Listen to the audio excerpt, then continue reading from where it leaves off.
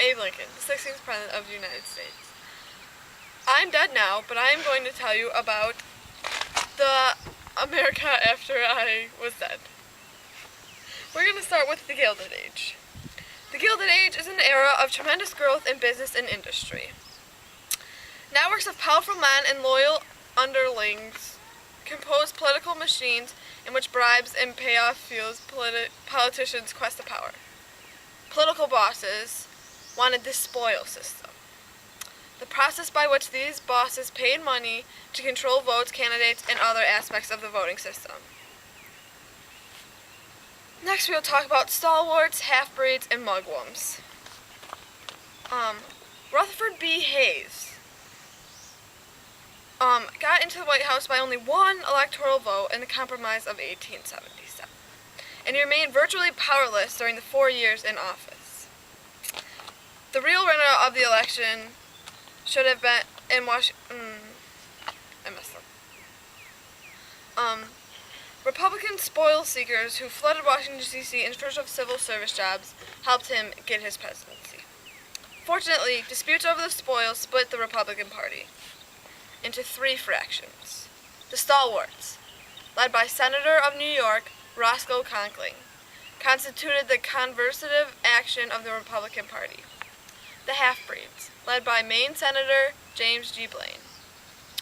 They were the moderate faction of the Republican Party. The stalwarts gave the half-breeds their disparaging name.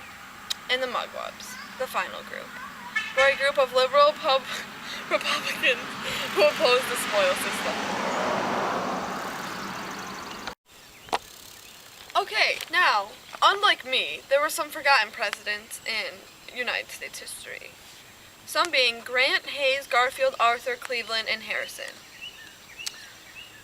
They didn't want any bold politicians who might ruin the peace established after the Civil War, so they weren't really doing much for the country.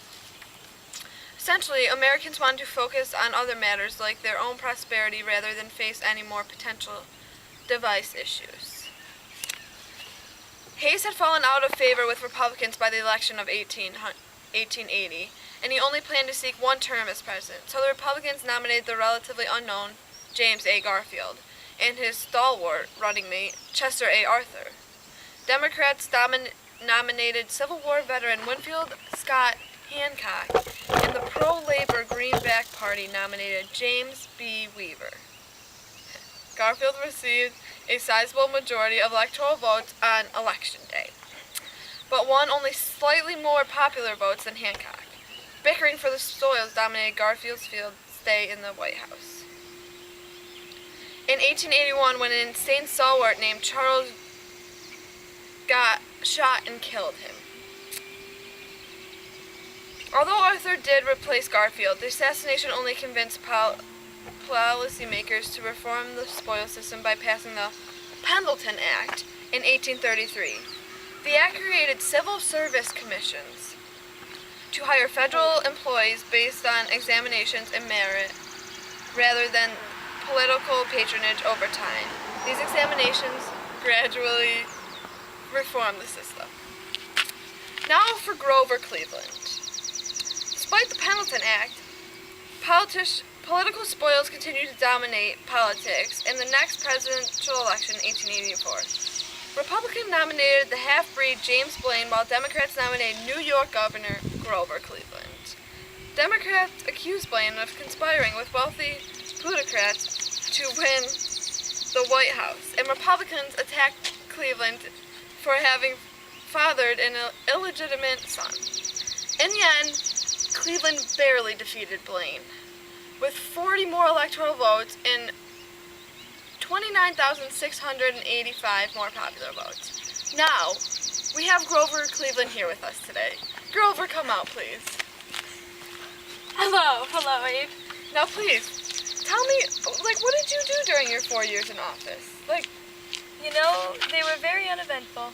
Really? Yeah. I'm sorry to hear that, Grover. Yes. All right. Thank you for having me. It's nice having you. The next time period is when industrialization occurred.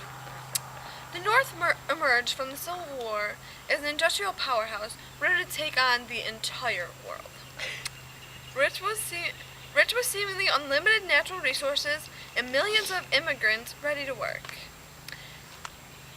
A flurry of the United States experienced a flurry of unprecedented growth, industrialization during the Gilded Age. As a result, some historians have referred to the era as America's second industrial revolution because it completely transformed American society, politics, and the economy. A big part of this was transcontinental railroads.